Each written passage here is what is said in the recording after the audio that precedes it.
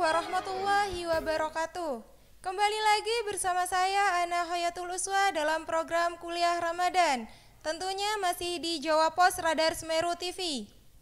Baik pemirsa di rumah, apa kabar semua? Semoga selalu sehat dan bersemangat dalam menjalani aktivitas puasa di masa pandemi sekarang ini. Oke pemirsa, mungkin pemirsa di rumah sudah sangat bersemangat ya mendengarkan tema kali ini, yaitu beragama dengan cinta. Langsung saja kita sapa narasumber kita pada siang kali ini. Assalamualaikum Ustadz. Waalaikumsalam warahmatullahi wabarakatuh. Bagaimana kabarnya Ustadz di masa pandemi dan sedang berpuasa seperti sekarang ini Ustadz? Alhamdulillah dalam keadaan baik-baik saja. Kita doakan mudah-mudahan kita semua senantiasa mendapatkan kesehatan, amin, senantiasa dilindungi oleh Allah Subhanahu wa taala, dan mendapatkan pahala yang banyak di bulan Ramadan kali ini. Amin. Oke Ustadz. Nah, saya penasaran nih Ustadz. Mungkin juga pemirsa di rumah juga penasaran tentang beragama dengan cinta. Biasanya ya Ustadz, kalau berbicara tentang cinta-cinta, kaum milenial seperti saya ini sangat jiwanya itu berapi-api gitu Ustadz. Nah, apalagi ini tentang agama, tentang Islam. Bagaimana Ustadz? Tentang benarkah Islam itu mengajarkan kekerasan? Jika memang tidak benar, terus lantas apa buktinya Islam itu sebagai cinta damai? Seperti itu Ustadz. Ya, bismillahirrahmanirrahim. Menjawab pertanyaan tadi, kita perlu pahami bahwa setiap agama pasti, entah itu agama Islam ataupun agama yang lainnya, itu pasti mengajak kepada perdamaian. Betul terkhusus sekali. Lagi Islam. Betul. Islam itu jelas sekali mengajak kepada perdamaian. Buktinya apa Islam itu mengajak kepada perdamaian? Pertama kali kita temukan adalah dari sisi nama. Kita tahu nama ini merupakan identitas yang menggambarkan sesuatu itu. Islam sebagai suatu agama itu diambil dari kata Islamun yang berarti salam. Salam artinya perdamaian. Kita ingat dengan lagunya Nisa Sabian, hadahu dinus salam, katanya kan ya. Iya betul. Ini adalah agama damai. Nah, Islam sejak awal memang telah membawa dan mengatasnamakan dirinya sebagai agama damai. Nah, ini dari sisi nama. Kemudian dari sisi ajaran. Dari sisi ajaran kita lihat banyak sekali ajaran-ajaran di dalam Al-Quran itu mengajak kita kepada cinta, kepada sayang. Baik itu sayang kepada diri sendiri, sayang kepada orang lain, ataupun sayang kepada alam semesta. Oleh karena itu kemudian Profesor Dr. Said Ramadan Al-Buti bahkan sampai menulis buku khusus tentang cinta. Beliau tulis yang judulnya Al-Hubbu fil Quran, cinta di dalam Al-Quran. Namun permasalahannya adalah saat ini kita menemukan wajah Islam ini mempunyai citra yang amat buruk, terutama pasca pengeboman. Kemudian juga yang baru-barusan ada juga pengeboman, bom bunuh diri tepatnya yang terjadi di Makassar. Nah kemudian beberapa oknum mungkin ataupun pers itu kemudian membawa bahwa kejadian-kejadian terorisme semacam itu, radikalisme yang semacam itu kemudian diarahkan kepada Islam sebagai suatu agama. Nah tentu kita tidak bisa menerima hal itu. Betul. Berarti Islam itu tidak harus disebut, tidak identik dengan Islam itu terorisme, tidak seperti itu ya Ustadz? Ya jelas sekali. Yang perlu kita perhatikan di sini dan perlu kita bedakan adalah Islam sebagai agama dengan Muslim sebagai oknum. Nah, saya katakan Muslim di sini adalah orang yang kebetulan dia memiliki agama Islam atau kebetulan dia KTP-nya adalah Islam. Nah, ini yang perlu kita bedakan. Islam sebagai suatu agama jelas sekali seperti yang saya katakan tadi. Dari sisi namanya saja adalah Islam. Salam, damai. Damai ini seperti yang kita lihat di dalam Al-Quran ataupun dalam hadis, ini banyak kaitan-kaitannya, banyak variabel-variabelnya. Contohnya suatu misal, kita ketika di jalan seperti yang dikatakan oleh Rasulullah SAW, senantiasa harus menyebarkan salam. Salah satu hak dari jalan itu adalah menyebarkan salam. Salam. Salam dalam hal ini bukan hanya dalam ucapan saja, hanya kita mengatakan assalamualaikum, tidak. Tapi lebih dari itu, bahwa apa yang kita ucapkan juga perlu diimplementasikan dalam bentuk aktivitas sehari-hari. Iya, betul sekali Ustadz. Nah, cara mengimplementasikannya itu seperti apa Ustadz? Kembali lagi kepada bagaimana Islam memberikan ajaran-ajaran yang kafah, yang menyeluruh kepada umat Islam ini. Contohnya seperti ini. Di dalam Islam kita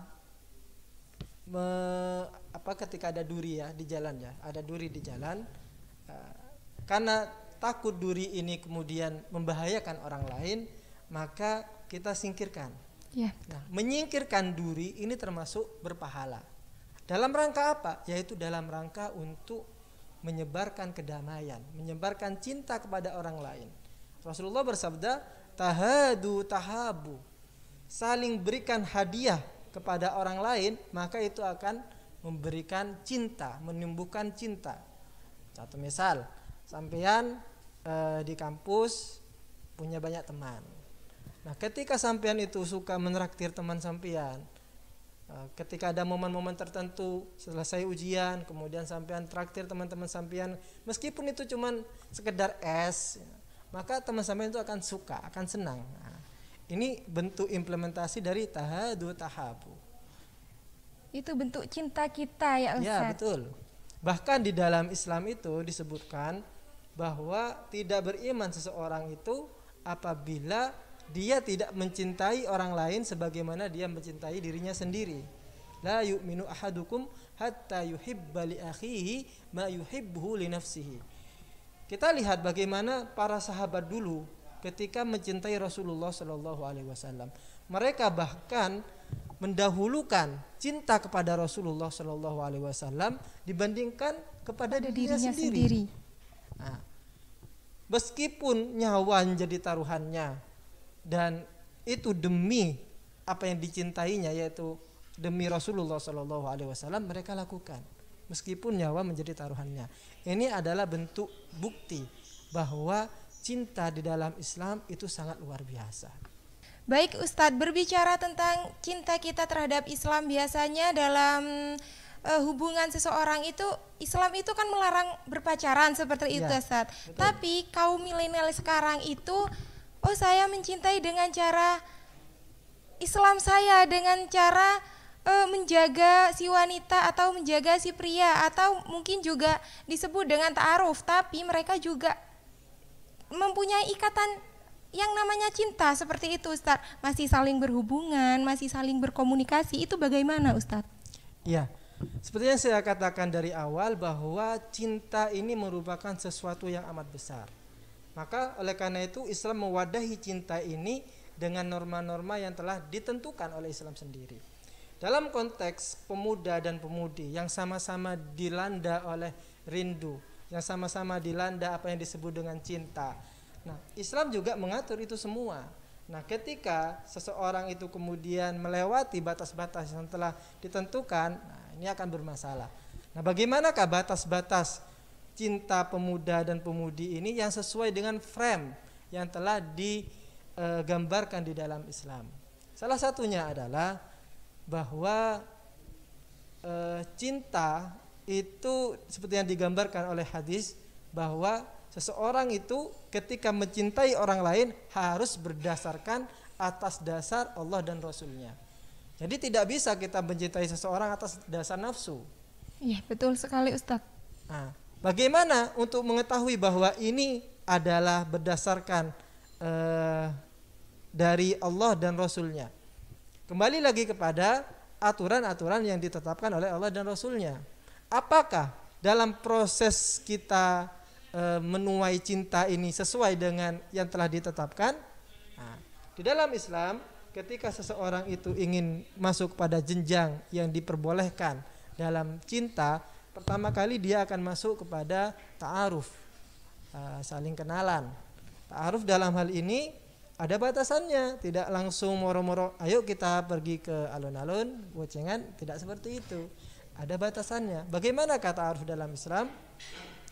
Seseorang ketika ingin ta'aruf, maka dia ajak orang tuanya, maka kemudian saling ngobrol, kira-kira batasan-batasan ataupun rencana-rencana ke depan yang akan diinginkan seperti apa. Sehingga nanti akan menemukan titik temu, oh iya ternyata saya cocok dengan anak ini. Karena ketika kita ingin menyatukan dua pribadi ini, sejatinya kita tidak hanya menyatukan dua orang ini, tidak, tapi dua keluarga yang berbeda. Nah, oleh karena itu saling dikomunikasikan lewat ta'aruf. Baiklah pemirsa, tunggu segmen berikutnya yang lebih menarik lagi, yang akan membahas bagaimana seseorang mencintai non-muslim dan juga muslim, dan bagaimana cara menumbuhkan rasa tersebut. Jangan kemana-mana, tetap di Jawa Pos Radar Semeru TV.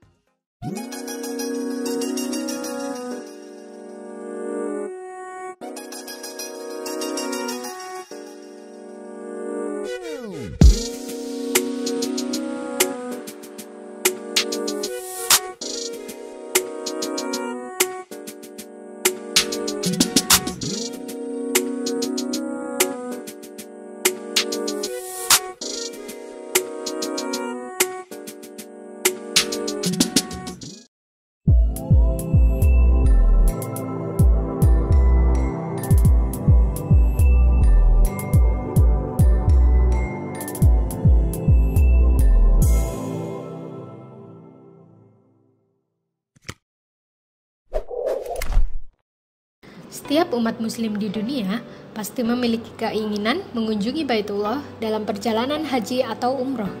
Keistimewaan bersama kami berupa keamanan legalitas, harga kompetitif, bimbingan insentif selama umroh, dengan hotel yang dekat dengan Masjid Nabawi dan Baitullah, serta pelayanan prima dari pembimbing kami yang berpengalaman. Mekanisme pendaftaran calon jamaah, pilih tanggal keberangkatan dan paket umroh atau haji yang diinginkan, mengisi formulir pendaftaran umroh atau haji, menyerahkan dokumen persyaratan paspor, pas foto 4x6 sebanyak 10 lembar, KTP, KK, surat nikah, dan akta asli. Mari umroh bersama SHB An-Namiro.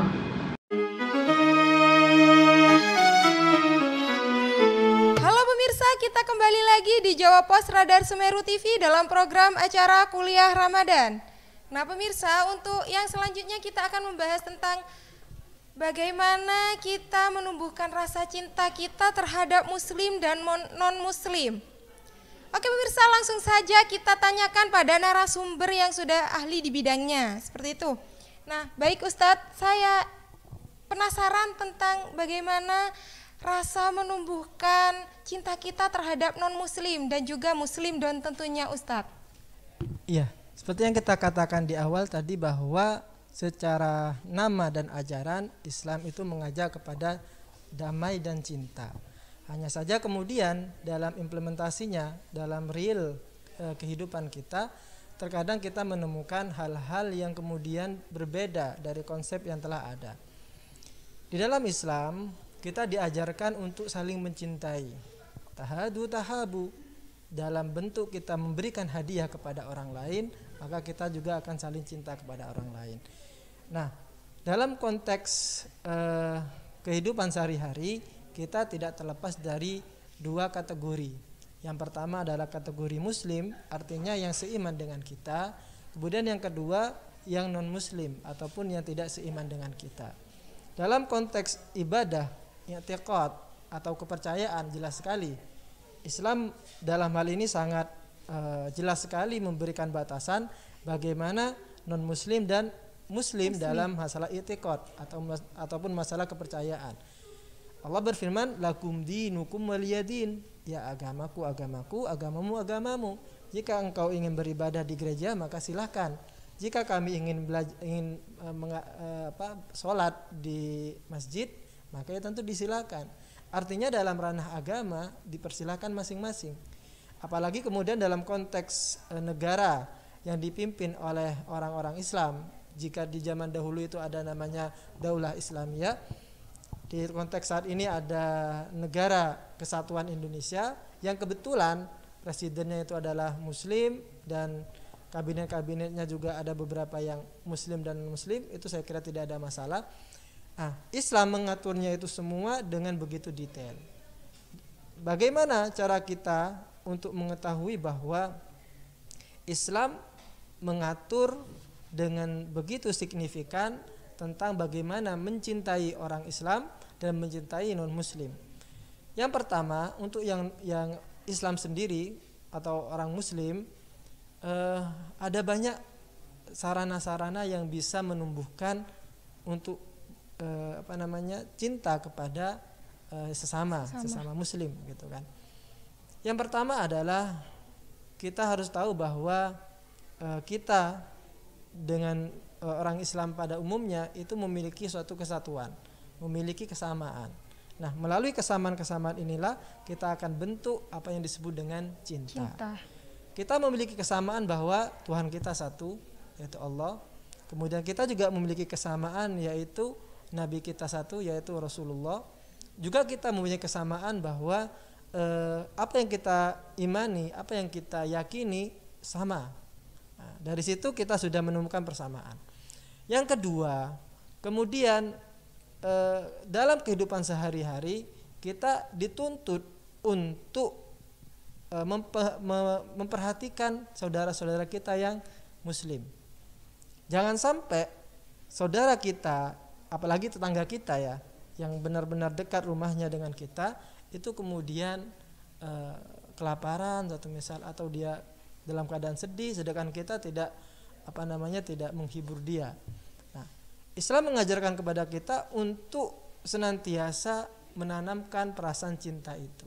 Melalui apa? Melalui satu misal dengan interaksi yang baik. Ketika kita kebetulan masak sop atau apapun itu, maka kita ingat kepada tetangga kita yang muslim itu. Dengan cara bagaimana? Dengan cara memperbanyak masakan. Jika satu misal bahannya sedikit, ya sudah banyakin airnya saja. Rasulullah bersabda, idza tabakhta maraqatan fa'akthir ma'aha wa ta'ahad jiranak. Apabila kamu sedang masak kuah-kuah itu, ya kayak tadi sop dan semacamnya, maka perbanyaklah airnya, fa'akthir ma'aha wa ta'ahad jiranak, dan ingatlah tetanggamu. Jangan hanya dikasih fotonya saja. Kalau saat ini kan kita aktivitas sesuatunya diabadikan di medsos, tidak ada masalah. Betul. Hanya saja kemudian ketika tetangga kita hanya diberikan fotonya saja atau hanya diberikan bau aroma dari masakan itu, ya bagaimana begitu kan? Nah, dalam rangka untuk menumbuhkan cinta itu, maka kita saling berbagi seperti itu. Betul, Ustaz. Kemudian yang kedua, untuk yang sesama muslim ini, di dalam Islam ada konsep zakat, ada konsep sedekah, ada konsep wakaf dan seterusnya. Hal ini untuk menumbuhkan lagi-lagi perasaan cinta kepada orang lain. Innamas shadaqatu lil fuqara'i wal masakin wal 'amilina 'alaiha wal mu'allafati qulubuhum, dan sampai seterusnya. Dalam konteks itu, maka di dalam puasa Ramadan ini kita dianjurkan untuk berbanyak sedekah. Terutama ketika menjelang berbuka. Maka marilah kita bersama-sama masak dalam jumlah yang banyak, kemudian kita kasihkan masakan itu kepada saudara-saudara kita yang seiman, sehingga nanti timbul perasaan cinta dan kasih sayang seperti itu. Pun juga sama dengan zakat. zakat itu kita berikan kepada orang-orang fakir miskin, terutama zakat fitrah itu, setelah kita merasakan bahwa di dalam puasa itu, oh begini loh sengsaranya lapar, oh begini loh sengsaranya tidak punya sesuatu yang bisa dimakan. Nah, dari puasa itu kita bisa mendapatkan sugesti bahwa apa yang dirasakan oleh saudara-saudara kita yang muslim, yang kebetulan dia tidak tidak cukup dalam kehidupan sehari-hari, sehingga kemudian muncullah perasaan sayang, perasaan cinta. Ya, betul sekali. Jadi dalam menumbuhkan rasa cinta terhadap sesama muslim itu kita harus pertama memiliki rasa kesamaan, yaitu percaya kepada Allah dan Nabi kita satu, seperti itu Ustadz. Dan yang berikutnya adalah bagaimana kita menumbuhkan rasa cinta kita terhadap sesama teman, sesama tetangga ataupun lingkungan sekitar, dan tetap beramal dan sodakoh seperti itu pemirsa. Nah, berbicara tentang ini Ustadz, biasanya teman kita kan bermusuhan, dan ada juga termasuk saya pernah juga seperti itu Ustadz. Lalu saya itu merasa, oh saya tidak mau menyapa dia terlebih dahulu karena ini bukan salah saya, seperti itu. Kan itu artinya saya sudah tidak punya cinta terhadap dia, seperti itu Ustadz. Nah, itu bagaimana Ustadz? Di dalam kehidupan sehari-hari terkadang gesekan-gesekan berupa konflik-konflik itu terkadang pecah dan terjadi. Hal ini wajar. Hanya saja yang tidak wajar itu adalah ketika dua orang atau lebih ini yang bermusuhan ini kemudian tidak saling sapa. Apalagi sampai kemudian batas 3 hari. Rasulullah menyebutkan bahwa jika ada dua orang Islam kemudian saling bermusuhan, tidak saling sapa sampai 3 hari, maka mereka akan mendapatkan murka dari Allah. Nah, supaya kita tidak mendapatkan murka dari itu, maka kita harus introspeksi diri. Kita lihat bahwa oh iya, mungkin teman saya punya salah ke saya. Wajar, karena kenapa? Karena dia manusia. Terkadang lelucon ataupun kita niatnya bercanda sebenarnya, cuman kita menanggapinya atau teman yang menanggapinya itu terlalu serius sehingga terjadilah konflik. Ya, betul. Nah, kalau kita pahami itu sebagai suatu candaan dan kita lupakan, ya sudah, tidak akan terjadi konflik itu. Nah, terlepas dari itu semua, konflik sudah terjadi, maka bagaimanakah cara untuk memecahkan konflik itu? Pertama, kita harus yakini bahwa orang yang meminta maaf itu yang lebih utama, meskipun kita tidak bersalah. Jadi teman kita yang salah sebenarnya, tapi kita sebagai pribadi yang baik, maka kita menyadari bahwa oh iya, saya harus minta maaf kepada dia. Untuk apa? Untuk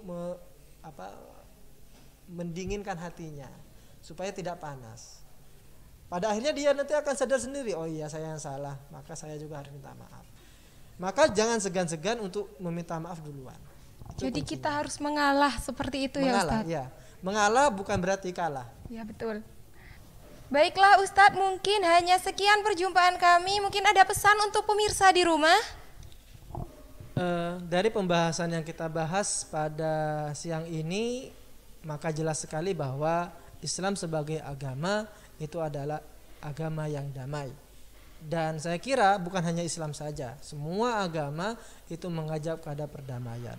Terkhusus Islam sendiri jelas sekali dari identitas namanya sendiri itu mengajak kepada perdamaian. Islam artinya salam. Salam di dalam tradisi Islam itu bukan hanya kita sebarluaskan kepada orang Islam saja, tidak, tapi juga non muslim juga. Bahkan bukan hanya itu, lebih dari itu, bahwa konsep perdamaian di dalam Islam itu juga disebarluaskan kepada orang mati.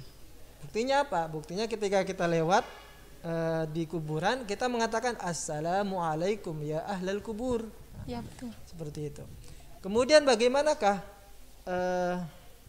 kita sebagai seorang Muslim yang membawa Islam, yang mencerminkan Islam ketika di dalam kehidupan sehari-hari, supaya kemudian Islam itu terekspos di luar sebagai agama yang damai. Pertama, kita harus sadar diri bahwa kita sebagai umat Islam itu harus saling sayang. Bukan hanya sayang kepada diri sendiri, juga sayang kepada saudara-saudara kita yang muslim, juga sayang kepada saudara-saudara kita yang non muslim. Nah, kemudian yang kedua, untuk menumbuhkan perasaan sayang ini, salah satu caranya adalah dengan cara berbagi. Nah, momen Ramadan ini merupakan momen yang tepat untuk kita saling berbagi. Bukan hanya kepada orang Islam saja, juga berbagi kepada orang yang non muslim. Kalau saya tidak punya apa-apa Ustaz, tidak apa-apa, senyum saja itu sudah berbagi. Tabassamuka fi wajhi akhika shadaqah. Senyummu kepada saudaramu itu adalah sedekah. Mas, ini kan belum dibahas tentang cinta kita terhadap non muslim ya. Non muslim belum. Anu ya Mas, non muslim nanti penutupnya udah gitu ya. Oke. Iya, non muslimnya belum.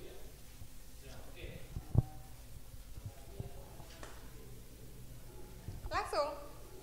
Oh. Baiklah Ustadz, tadi sudah dijelaskan bagaimana rasa cinta kita, bagaimana cara menumbuhkan rasa cinta kita terhadap sesama muslim. Nah, yang saya tanyakan ini bagaimana menumbuhkan rasa cinta kita terhadap non muslim seperti itu. Mungkin pemirsa di rumah juga menunggu hal ini ya. Oke Ustadz, silahkan dijelaskan. Ya, kalau kita tadi melihat saudara kita yang muslim, mungkin kita melihatnya karena ada kesamaan. Karena kesamaan i'tiqad, kesamaan identitas, yaitu sama-sama muslim. Nah, kalau sama non muslim, kan kita di sini sudah berbeda. Bahwa ini saya Islam, ini non muslim. Maka kita coba tingkatkan persamaan itu kepada persamaan yang lain. Oh, ini saudara saya yang non muslim ini sama-sama manusia. Seperti saya juga manusia. Dari persamaan itulah maka kemudian kita bangun relasi yang baik, karena kita di dunia ini ya hidup bersama manusia yang lain. Berketergantungan seperti betul. itu. Kita tidak bisa hidup dengan sendirian seperti ini, apalagi di suatu lingkungan di mana kita sendirian yang Islam, yang lainnya non muslim satu misal. Nah, maka kita akan merajut hubungan dengan non muslim juga. Dalam hal ini Islam sudah mengatur itu semua. Mengatur bagaimana merajut hubungan dengan non muslim. Tidak usah jauh-jauh, kita lihat bagaimana Rasulullah SAW. Rasulullah sendiri pamannya adalah non muslim. Abu Thalib itu adalah non muslim. Ada lagi paman beliau yang lain yang memusuhi Rasulullah. Jadi ada paman yang mencintai Rasulullah karena itu dianggapnya sebagai keponakan gitu ya, keponakan dengan paman, sama-sama manusia seperti itu.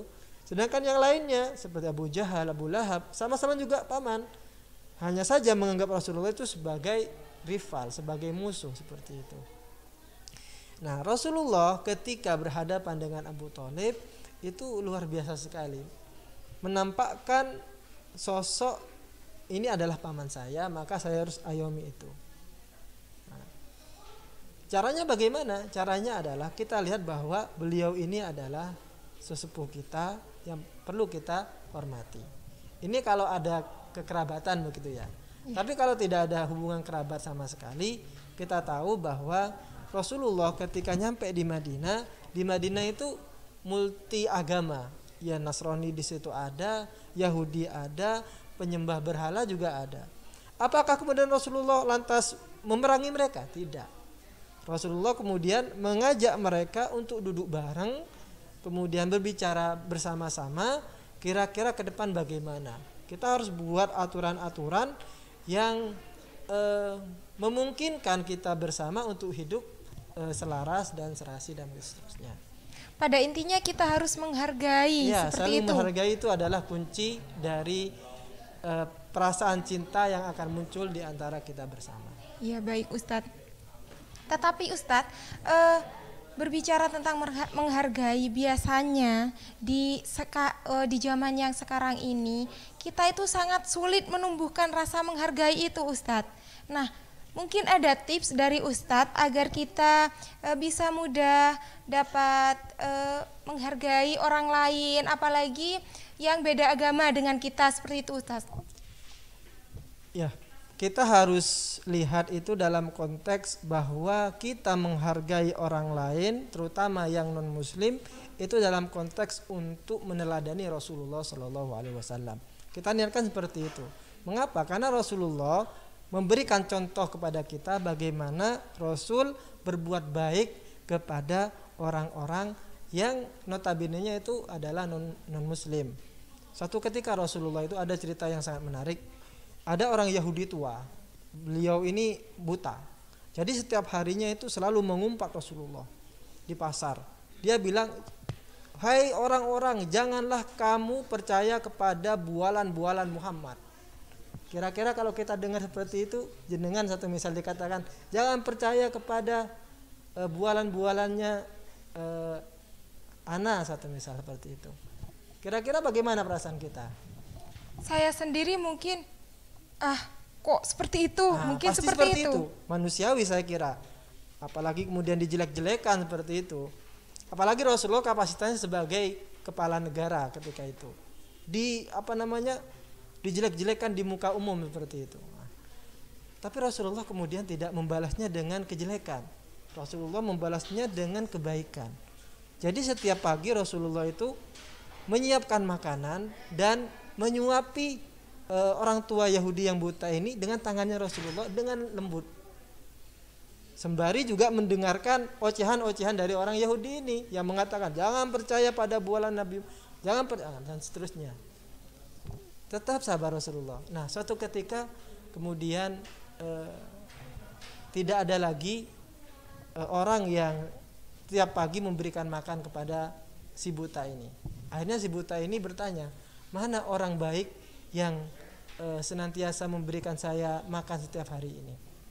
Datanglah kemudian Abu Bakar, karena Abu Bakar sebelumnya bertanya kepada anaknya yaitu Siti Aisyah, "Amalan apa yang belum pernah dilakukan oleh saya dan telah dilakukan oleh Rasulullah?" Kata Siti Aisyah, "Ada, yaitu memberikan makan kepada orang Yahudi tua di pasar." Akhirnya datanglah Abu Bakar ke sana. Ya seperti biasanya dia mengumpat, mencela, "Jangan percaya pada Muhammad, itu pembohong," dan seterusnya. Abu Bakar karena cintanya yang besar kepada Rasulullah tidak terima. Ini kok ada kekasih saya kok dilok-lokno seperti ini gitu kan ya. Akhirnya kemudian Abu Bakar ini memberikan makanan kepada sang buta ini dengan dipaksa seperti itu. Sang buta ini menyadari ini bukan orang yang selama ini memberikan makan saya. Kemudian tanya orang buta ini, "Wahai," anggaplah Kisana gitu ya, "Wahai Kisana, kemana orang yang biasanya memberikan makan saya setiap hari ini?" Kemudian Abu Bakar berkata, "Sungguh orang yang memberi makan kepadamu setiap hari ini telah meninggal." Akhirnya dia sedih. Kemudian dia tanya, "Kalau boleh tahu siapa yang memberikan makan saya setiap hari ini?" Kemudian Abu Bakar menjawab, "Itu adalah Rasulullah Muhammad yang senantiasa kamu celah setiap hari," seperti itu.